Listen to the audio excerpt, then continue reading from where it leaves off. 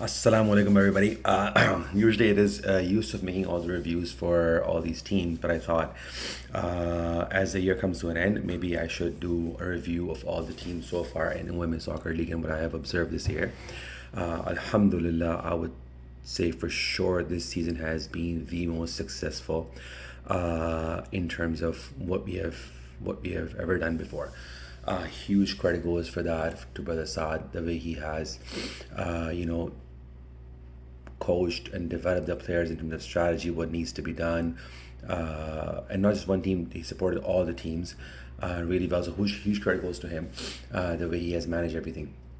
Now, why is this year so amazing so far? Because the way players have developed, right? We've never seen that before.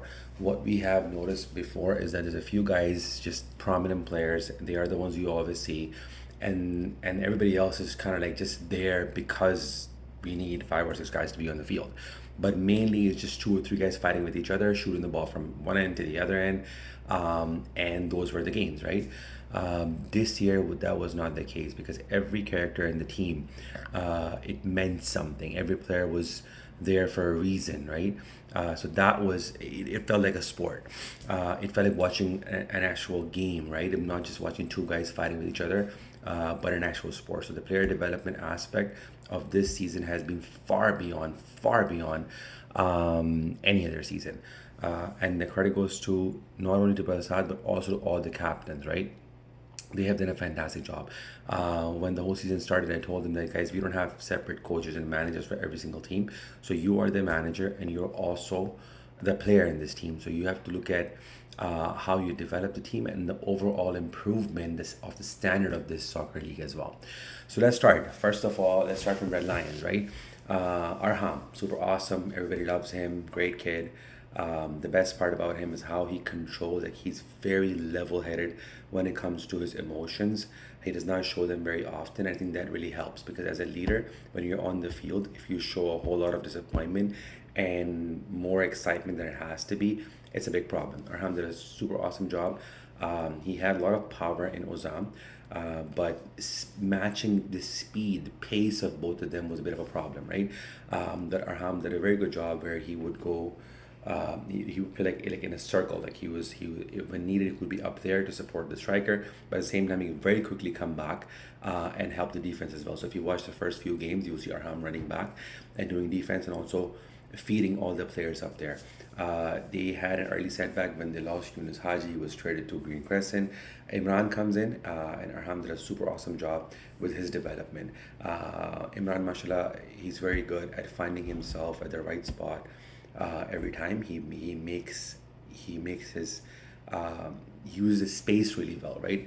But the problem was conversion, right? The ball was not going in the net, and I think Arham did a very good job in coaching him, working with him, putting him in the right spots, right places. Abdul Muqid, same as well. Abdul Muqid always wants to play a striker, and I think Arham finally made his dream come true. Uh, where he actually gave him enough opportunity that Abdul Muqid started scoring crucial goals. Superstar of the team, I would say for sure Hashim, right?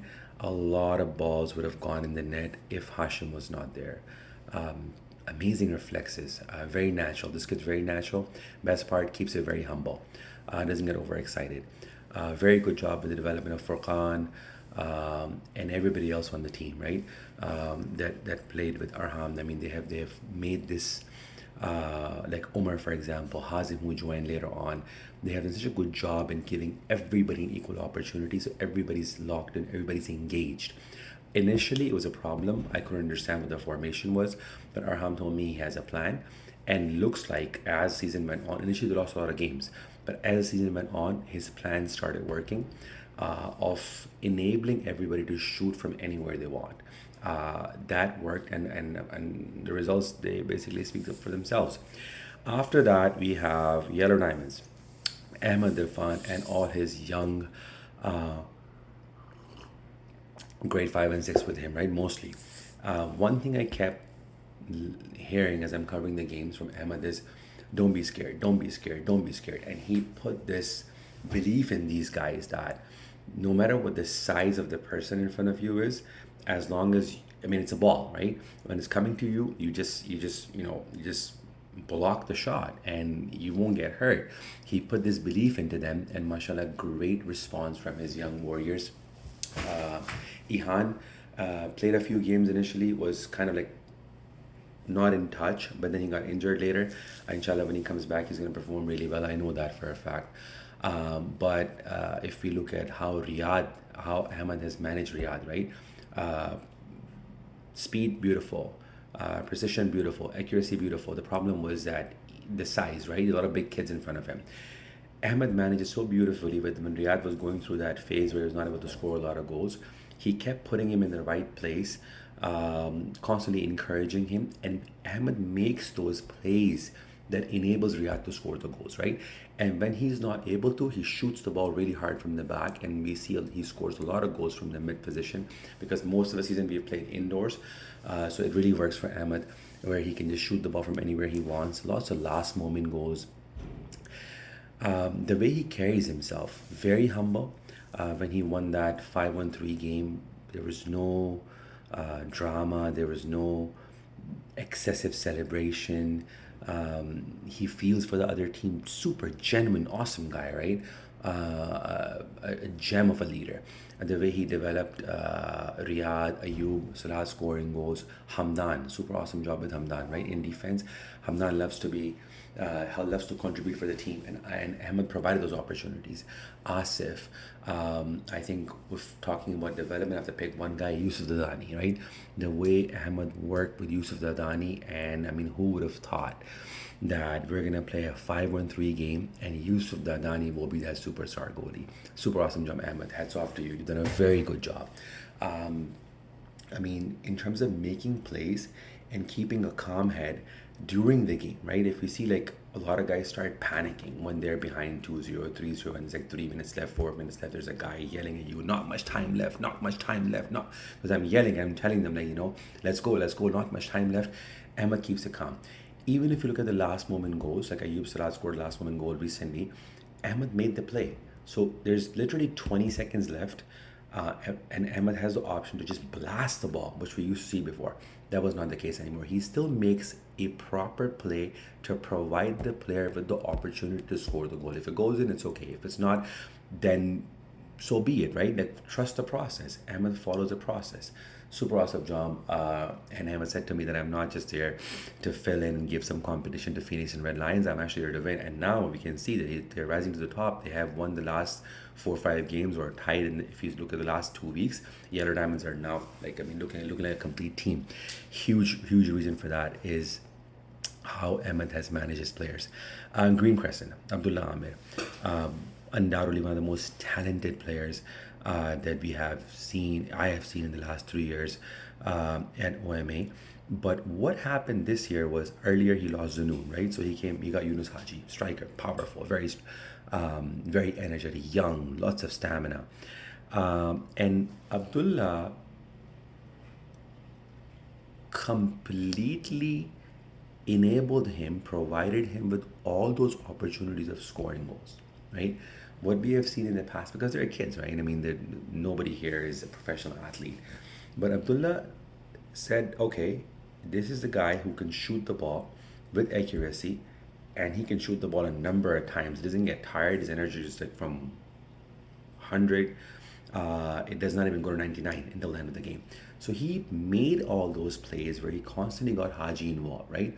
And then mashallah, Haji delivered, right? Yunus Haji delivered. As I always say, Yunus Haji playing with Abdullah Amir, different game altogether.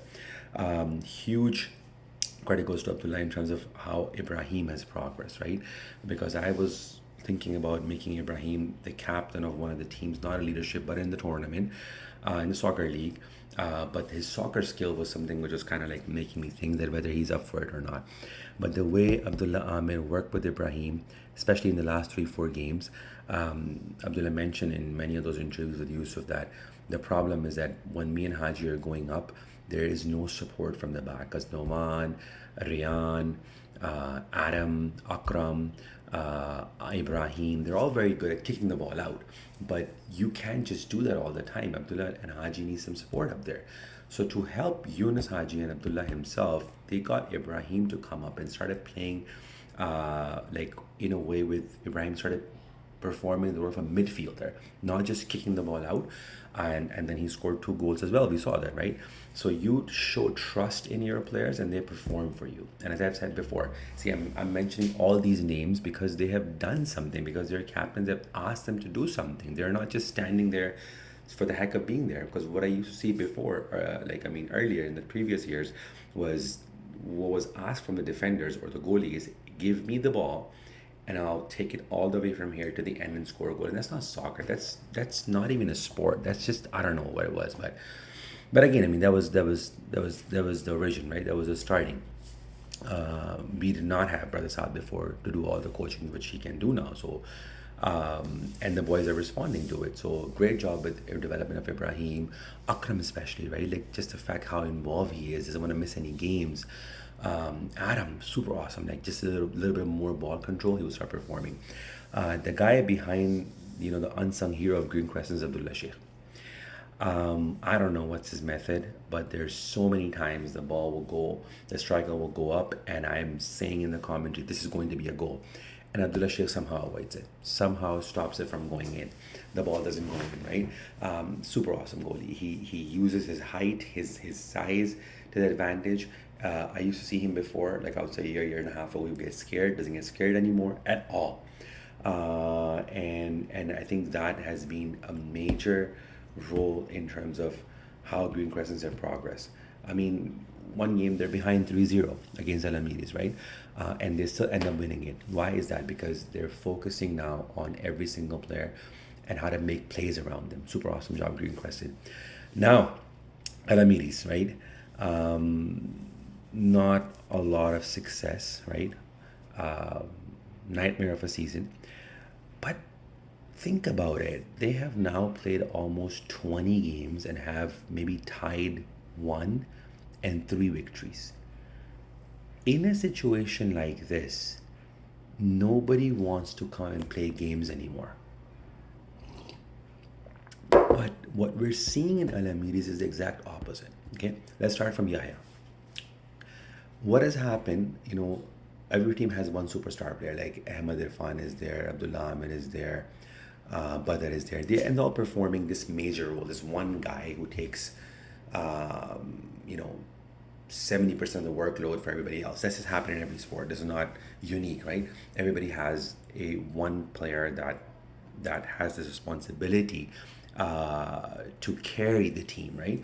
And if that player is not able to do it, then the entire team kind of like, because they're relying on him, right? So I think a lot was dependent on Yahya, and Yahya just went through that phase, which any athlete or any sports or anybody can, even in work life, you can go through that. That you will do everything right, the results will not come. Haris, I think, did a very good job in that journey with Yahya. Multiple times I approached both of them that maybe Yahya needs to go somewhere else in another team. Yahya said no, and Haris also said no. So this belief that they showed on each other, that kept the whole team together. Haris being the captain, being the leader, and Yahya being the senior player. This belief they're showing on each other translated into the team. So if you look at it, 20 games in, 3 wins, right? Look at the players. Azraf still locked in. Zaid super locked in. Ayub Wahab, who, I mean, all of a sudden like took charge that if Haris cannot do it, if Yahya can't do it, I'm gonna take charge. And in the last two, 3 games, what we have seen, this recent uprising of Alamedes, huge credit goes to Ayub Wahab for that, aka Danny Caballos, right? Start scoring goals. Yahya Tariq still locked in. Yusuf still locked in, right? There's not a single, and if I'm missing anybody, I'm really sorry. I'm completely doing it off script. Just all of a sudden, I was watching football. I was like, let's just do this, right? So if I forget anybody's name, I forget to mention, I'm really sorry. Yahya Tariq still locked in. Zaid still locked in. Trying everything that they can. Ahmed Patel, right? Still trying his best. Ahmed did not have the kind of season that he was like the first or second or third pick, right? Didn't have the kind of season that I would expect. Ahmed usually scores a lot of goals, but once again, like yeah, right? Any player can go through their phase where you're doing everything right, but just the result is not coming. Haris did a fantastic job in leading all of these people, and is still putting this belief into them that it's still doable. You can still do it. and the team is still super chippery, happy. They still come on. Everybody, all the students, teachers cheer for them. So I think they're, the undesired scenario of Al-Amiris in itself taught all of us, a lesson that the glory does not always lie in victory. It is also in defeat, right? How to keep your head up. That, as I always tell my students, pain is the actual teacher, because you don't have to learn how to be happy when you have a desirable scenario. You're every neuron of your brain is saying you're happy, but how to cope with pain, how to cope with difficult situations, that's the real test. And I think Al-Amis has done a very good job. Last part of Al-Amis, Haris. When the whole thing started, his soccer skill was definitely, everybody questioned it, but I said I'm putting in for the leadership, and he's done that job. But even in soccer, Haris was like last pick in a lot of games we used to play outside. But the way he became this amazing goalie, at least in the last 5 games, you watch those games and you're not gonna believe it, that this kid was, if anything, how kids call it, mid, right? In anything in soccer, he became this super awesome goalie, and his confidence, self belief. The other day, before the game started, I was taking shots in the net, and Hannes was like, "Can you take one? I'm gonna score," and he just comes and scores a goal, right? So the way his whole personality, his self belief translated in performance, that was the idea behind him being the leader, and he performed on that. Last but not the least, Phoenix. Initially, we saw all over the place, right? Ayan, first of all, Ayan has done a fantastic job. Youngest captain in this league, youngest captain, but definitely the wisest captain. Before the tournament starts, Ayan goes out there, and there's 2 days left in the draft, and grade 5 and 6 are just playing with each other, having a good time. I think it was a leadership game or whatever it was. And 7 and 8 in high school are playing on the other field, they're just having a good time. And Ayan is here just watching 5 and 6, and I'm like, go play. Why are you not playing with 7 and 8? He's like, I'm just watching who to pick. This guy started doing his homework 2 days before the draft, and that showed in all his soccer knowledge. I think if I have to pick 2 guys for soccer knowledge, one will be Ayub Wahab, second is Ayan, right? His soccer knowledge then translated in the draft. He was not just, although the draft, we had a bit of a trouble with technical issues and whatever, and everybody was distracted.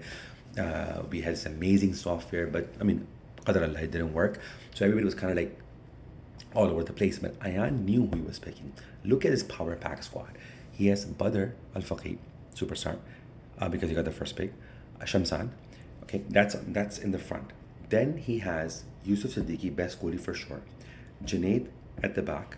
He has himself at the back. What's it called? And he has Abdullah Manjra. Every player that he has picked, he has put together such a complete squad that no matter who's missing or who's available, the team performs. For example, let's take Badr Faqih out for a second. Shamsan and Junaid are good enough to manage the strike themselves. Let's take Junaid out for a second. Junaid was out for a bit, right? He was not playing games for a little bit. He was off for like, I think, a week or two. No impact at all. He has so much power in that team, such a complete team, every area. Like he has, for goalie, he has two, Abdullah Manjra and Yusuf Siddiqui. For good defenders, he has himself, he has Junaid. I'm sure I'm missing somebody's name. I'm trying my best not to. That's covered as well. In terms of playing striker, Shamsan and Badr Faqih. What was the problem? The problem was communication earlier. Now Ayan is in grade 7, Badr is in high school, and they're literally like on 2 different parts of the building, and it's hard to communicate, right? Ayan is not a very expressive person, but even in class, he will write down this passage, but he won't keep raising his hand, me. He waits for his turn. But when he talks, when he speaks, there's a lot of wisdom in it. Best part about Ayan is how he is very, very coachable. Very coachable. During the tournament, initially, when they had some losses and there were problems, Ayan kind of started, getting a little emotional. And I gave him a feedback a few times, and he acts on it, right? I told him, you can't leave your team alone like that. You cannot just walk out because you're not happy. And he worked on all those things.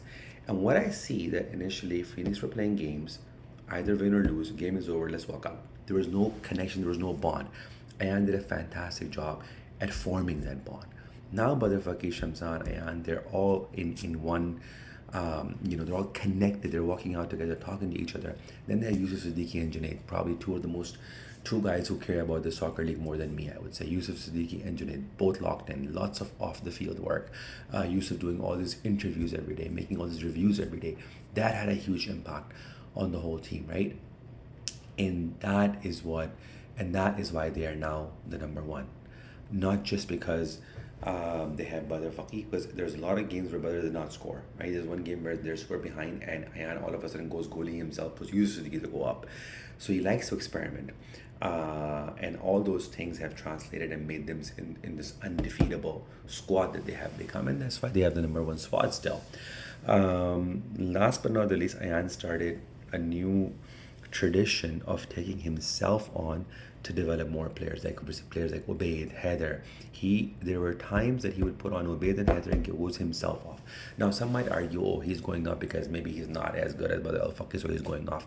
Even if that's the case, even if it's only going off because he's not good as Badr, we have not seen that in the past. There were people who were put in charge, were put in leadership roles, and they were clearly not as good as somebody else on the team. They will still put themselves up. They will still put themselves as strikers. And that was not sports. I don't know what it was, but it was not sports. Ayan started that. And then everybody followed. Ayan started taking himself off when he could and put younger players to develop them, and then everybody started doing it, right? We saw that with the development of Noman, Adam, Rayan, Asif, Hamdan, Furqan. A lot of these guys, they started getting opportunities because their captains gave them opportunities. And I think a lot of credit here goes to Ayan, who started this tradition. There were a lot of games where he was not even coming in the starting 5 or 6. He's coming in the second half. Beautiful. Okay, so that was my review on all the teams. Once again, I think this has been the most successful season. We haven't had any drama, any toxicness. I'm loving it. We've had super awesome seasons in the past as well. I loved all those. That was an experience for me. That was a learning experience for myself. But this year has been special. It has been different. It truly feels like it's an actual sporting event. Alhamdulillah, every single day when we're going in, like it doesn't feel like we're just going to school. Every single day, alhamdulillah, has now become an event, right? The game days, Tuesday and Thursdays, they feel like game days. Win or lose, we're walking out, we're shaking hands, we're having a good time. So huge thank you once again, like from the bottom of my heart, to Brother Saad. This would not have been possible without him. Awesome job, right? And to all the 5 captains, you've done a fantastic job. Inshallah, we're expanding. We're going bigger next year with 6 teams. Ibrahim is going to lead OMA Sharks, the 6th team. And then in the next school year, inshallah, we're going to have maybe 8 teams, right? So we're expanding. OMA Cup coming up on Thursday. My prediction, I think Phoenix will win that tournament because I've thought about it quite a bit, and I think it makes sense that Phoenix has right now the most complete team, especially for like a shorter format. It's going to be very hard to beat them. But of course, my heart is with Al Amiris. Everybody knows that there's no secret in that because I'm always with the underdogs, right? So Al Amiris will be the ultimate underdogs. If anybody will challenge Phoenix, that will be Yellow Diamonds, and that's because Arham is not there. Red Lions can as well, but Osama is doing a very good job in terms of leadership. But I think that it will be Yellow Diamonds who can challenge them, but let's see what happens. Thank you very much. I'm sorry it almost took 25 minutes. Jazakallah. Thank you. Assalamu alaikum.